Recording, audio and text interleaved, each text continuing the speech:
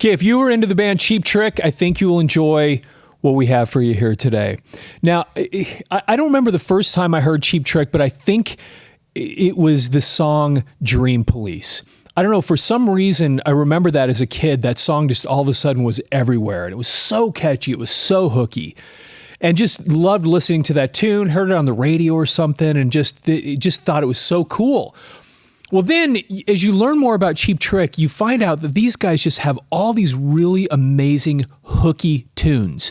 And for some reason, I seem to remember them in like junior high school, and there was a couple of people that just were just totally into Cheap Trick. Like they were always wearing Cheap Trick shirts, and they seems like they were on the sports team for some reason. We had this little group of people that were just, I don't know that they liked anything else, but they were always into Cheap Trick. Well, then I heard the song, and I think it was the song She's Tight, and which was on this album. And I thought, and here's just this other super hooky, fun song. And then I heard the song One on One, and I thought, okay, I have to go buy this album because it was just so cool. And I knew that I'd liked some of the other stuff. So I went and bought this album, One on One. And this album came out on April 30th, 1982.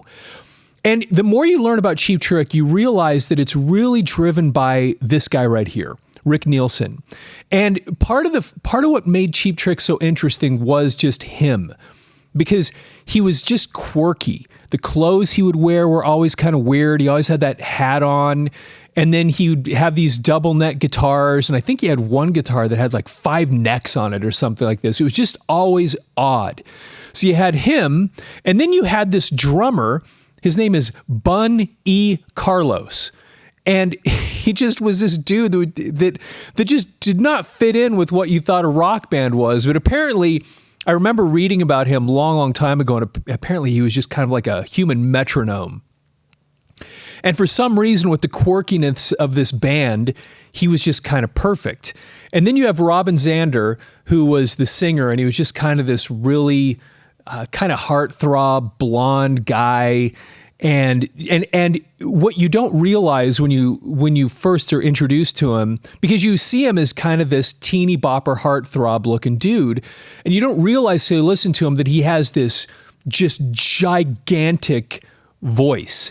It's not this high whiny thing that you kind of would expect, or at least I would, with the blonde heartthrob guy. It's this giant thing. He's awesome. Now then, what made this album kind of unusual though, was the original bassist was a guy named Tom Petersson, and he was a co-founder of this group. And this is the first album that he was not on. And what's interesting about it is that this new guy, John Brant, they kind of hide his face on this cover. They don't do it on the other pictures, but it was just kind of interesting that they did that with him specifically on this album, because he's the new guy. And what had happened is Tom Petersson had left. There was a guy named Pete Comita that had joined the band for, I think he played just some shows with them. I don't think he ever played anything that ended up on an album. I think he started off helping with this album, but then left. And then John Brant joined, and he only, though, played on a couple of songs on this album. Actually, most of the bass guitar on this album was played by Rick Nielsen. So we'll just take a quick look at this. Then if you look on the back, they kind of have the opposite of the front with the mirrors, them looking in it. And then you'll notice something interesting here. Produced by Roy Thomas Baker for RTB Audiovisual Productions. Now, Roy Thomas Baker, this is the first album that he produced with them. But what's interesting, Roy Thomas Baker had a pedigree. And one of the main things you'd know him for was doing Queen's A Night at the Opera, because that one's the one that has Bohemian Rhapsody on it. And he just has this laundry list of albums that he did. But he also did Journey's Infinity and Evolution. He did Shake It Up by the Cars. And one that I thought was kind of interesting that he did, but it was after this, was he worked on Too Fast for Love for Motley Crue. And it's interesting because they just call it just says RTB Audiovisual when you look at the album. But in the special thanks, it actually said something like, special thanks, Roy Thomas Baker, for direction, or something like this. And so anyway, he was a really, really well-known, successful producer. And I thought for me personally, I loved this album so much that he just somehow just brought this music to life and enhanced the quirkiness of it all that Cheap Trick just kind of was to their core.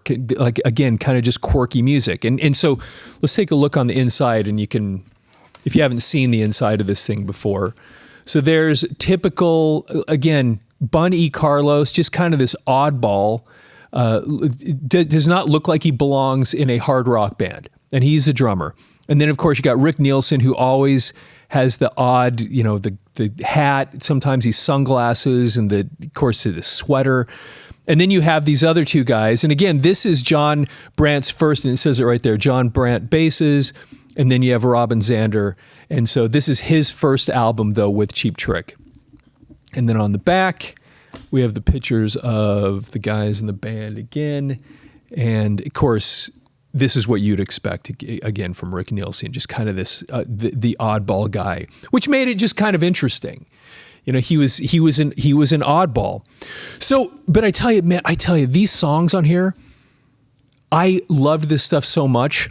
And the first one, I Want You, which is kind of funny because probably their biggest hit prior to this album was the song I Want You to Want Me. And now they have a song just called I Want You. And it's funny, I've talked a little bit about it on this channel before, but I played in a cover band back in the 90s for a while, and we started playing a couple of Cheap Trick tunes, and it was like they went over so well that we never missed playing these songs ever. And one of them was I Want You to Want Me, and the other one was Surrender. And just, they bring down the house every single time you played them. And interestingly also, these guys, that song, I Want You to Want Me, it wasn't the studio version that really put them on the map. It was their live at Budokan. And whenever you hear I Want You to Want Me, at least when you used to hear it on the radio, it was never the album version. It was always the live at Budokan album. And they were another one of those bands that really kind of put themselves on the map through a live album. And I think that live at Budokan album was, at least at this point, I still think it was their, even when by the time this album came out, I still think it was their number one selling album that they'd put out. I could be wrong about that, but it was a big, big seller. And it really made a difference for them. So anyway, but this song, I Want You, I don't want nobody else, I want you. And it really gives you an example of the hugeness of his voice. Go listen to that tune, and it's just this giant. I mean, it's such a great tune. I loved it so much. And then the song One on One. One on One, one. Again, these are just catchy, fun, awesome tunes. And then If You Want My Love was a great song. And one of the things that they were compared to periodically, and I think because Rick Nielsen was a big fan of theirs, was the Beatles. They were so catchy. And this one right here, especially, If You Want My Love, is a very Beatles-sounding song. As a matter of fact, there's a section in it that repeats a few times. It sounds like it came straight out of While My Guitar Gently Weeps. And it's, if you want my love, you got it. If you need my love, you got it. That's the song. But there's this part in the middle that goes, lonely is only a place. And in While My Guitar Gently Weeps, I look at you all and I la la la la la. Again, they were very, very similar. But this one, it's such a great song. It's so catchy. And then ooh la la, ooh la la la, ooh la la la la. Catchy song again. I'm looking out for number one. Sorry, I listened to that, at least that side of the album, I listened to that over and over and over. I loved this stuff so much. But then you get to the second side. She's tight. She's ahead of her time. She's tight. She's one of a kind. Great, great tune. And that song is a perfect example of just kind of the quirky nature of this music, because they'd have these little breaks in that tune because it'd go da-na-na-na-na-na-na-na-na-na, and then there'd be this silence and you'd hear a little ooh, a little noise like that in it. And then literally one of the lines in the song is, turn the door and I open the key. Exactly. It was just so fun and odd and quirky. Time is running out of control. You make my dream come true. Just these tunes were so catchy. I think this album was just so spectacular. Saturday at Midnight, these are the things that really captured, that was one of the really quirky tunes. Saturday at Midnight, dun, dun, dun, dun, dun, dun. Love's Got a Hold on Me. I honestly don't remember that one a lot. I Want B-Man was I Want B-Man, had this weird kind of distorted voice that they used on it. 4-letter word, I don't remember how that one goes. But you can tell, the fact that I can just like sing these things back, they were so catchy. That they were like earworm kind of things where you'd listen to these and it was just such an awesome album. And I don't know that this album got the attention that some of their other albums did, because I actually have a bunch of their stuff. But this might be, for me at least, the best thing, at least that from where I come from, I think this might be the best thing. At least nothing else, in my opinion, was better than this. This was so spectacular. I loved this album so much. So anyway, what I'm going to do today is what we do a lot of times on this channel, is I found some record reviews that were written at the time about this record. And it'll be interesting for you to hear, especially if you remember this record and if you remember Cheap Trick, what you think of these. And they're very, very, very short. But a couple of these really did not like this album, and a couple of them loved it. And that's part of what makes this stuff so interesting, listening to what people said at the time, because this would have been the new album at that point. And it's also interesting when you look back, they had worked with these in a row here. They'd worked with three different, so the 2 albums before this, they'd worked with Tom Werman, who's this legendary producer. The album right before this one, they worked with George Martin, who was the Beatles producer, obviously, and then now they're working with Roy Thomas Baker. So they've have these top shelf producers they're working with on this stuff.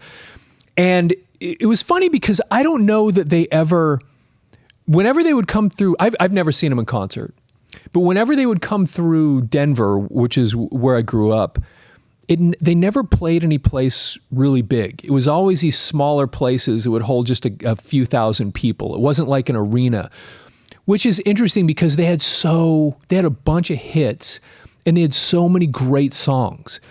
But for some reason, they just always kind of were at that level of they'd play these 3,000 to 5,000. Now tell me if I'm wrong about that, if you saw them in much bigger places. But whenever they were headlining, it was always in those kind of mid-size places. I thought they were so great, and I bought so much of their stuff. I never understood why they never had, I guess, more broad appeal to that bigger audience for some reason. And again, correct me if I'm wrong about that. If you saw them in much bigger places, but at least in Denver, I don't remember them ever going any place that was bigger than about that size. Okay, so the first one, this is from the Toronto Star. Saturday, July 3rd, 1982, and what this critic said, his headline on this is "Mindless Revel Brings on Urge to Destroy." Since striking it rich a few years back with the Dream Police and Live at Budokan albums, Cheap Trick seems to have slipped into the doldrums, and unless there's a musical drought this summer, it's unlikely One on One will do much to put these rock screamers anywhere near the top of the charts again. On the 11 songs here, only 3 or 4 are worth more than a passing nod, a fact that won't discourage diehard fans. But there's little here to widen Cheap Trick's following or to lure back the teeny boppers who went searching for heavier metal during the Trickster's absence.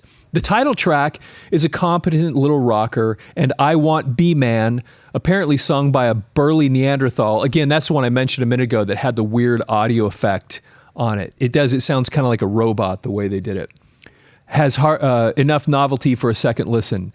The boys even toy self-consciously with the Beatles' later style in If You Want My Love and steal a few riffs from Billy Squier in 4-letter word. But the rest, a mindless revel, just makes you want to go out and break something. Okay, here's the next one. This one, Cheap Trick One on One, and they give it 3 stars. Hard to believe that this band, which goes through such soulless and perfunctory motions on One, Seemed like one of the great hopes of hard rock only 2 or 3 years ago. Rick Nielsen remains a terrific songwriter, Bun E. Carlos a powerhouse drummer, but the songs are mere fluff these days. The Beatles licks are stolen without putting sufficient twist on them, and producer Roy Thomas Baker sounds like he's as bored with it all as they are, and as you'll most likely be if you decide to bother with this product. And he gave it 3 stars, it's so funny because I loved this so much when I was a kid. And honestly, I still bust this out every once in a while because I think the songs are so cool. Anyway, that was now here's a couple where they're not so down on it. Cheap Trick, One on One. All the characteristics that I previously used to criticize this band, loud, brainless, undisciplined, are corralled here by producer Roy Thomas Baker and turned into strengths. In Baker's hands, these former drawbacks actually become indisputable rock and roll truths. In order to make news, rock music has always needed at least a hint of anarchy. On One, Rob and Zander's screaming lead vocals and Rick Nielsen's buzzsaw guitars are somehow polished and channeled to present a raw alternative to Queen and the Cars, Baker's 2 most successful clients. And as I mentioned a minute ago, he'd worked with Queen on several albums, and then the Cars, Shake It Up, ooh, ooh, shake it up. You remember that tune. Anyway, he had created some really, really cool stuff with those bands, and I think he channeled something so cool with this album, but let's see. But I wouldn't give the producer all the credit. Here, Nielsen's songwriting is sharper than it's ever been. I Want You, which is the first song I did just a minute ago. If You Want My Love, which is great. She's Tight and Love's Got a Hold on Me are as smart and tuneful as loud, dumb rock can get. And this guy gives it a 9 out of 10. And if you go to their little, here it is. Where was it? I thought I saw this a minute ago. Anyway, 9 for him means, here it is. 7 to 9 is good. 10 is exceptional. So this guy gave it, 9 out of 10 stars. Okay, last one. Cheap Trick, One on One. This group's best album since In Color is both clever and loud, coarse and precise. The years on the road are taking their toll on ex-funny man Rick Nielsen. The songs he's written here are beneath the Johnniness of the rhythms, bitter denunciations of his life and the people with whom he comes into contact. Yet, unlike most bands that made their fame on the road, Cheap Trick hasn't become self-absorbed or contemptuous of its audience. So again, what really put them on the map was that live album. So he's talking about here the fact that they'd really made their name on the road because other bands had done that too.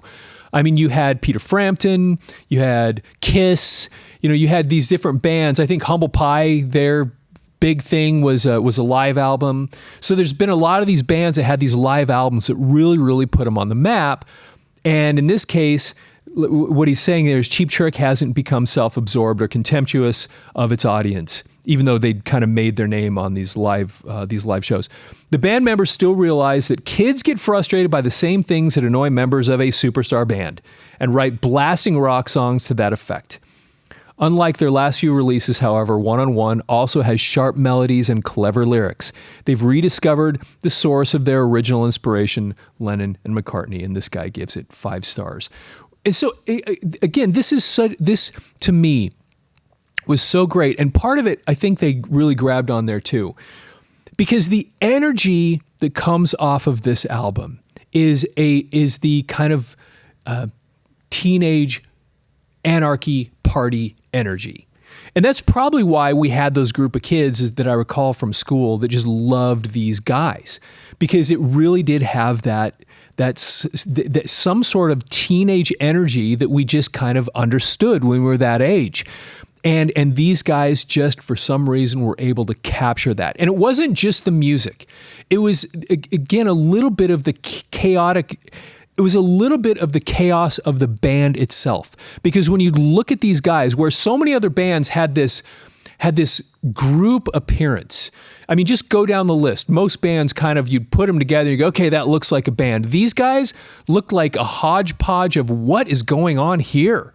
And somehow that little bit of it, you had different types of people represented in this band, and they all came together and they made this awesome, chaotic energy together. And I think somehow maybe that's why so many of us teenagers loved them so much, because you had this odd grouping of people that felt a little bit like maybe your peer group at school. I don't know. I'm just maybe overthinking it, but they were odd that way. They brought these different, I mean, just look at them. And when you go back out and you look at them from a distance, you go, these guys don't look like a band, and yet they were awesome.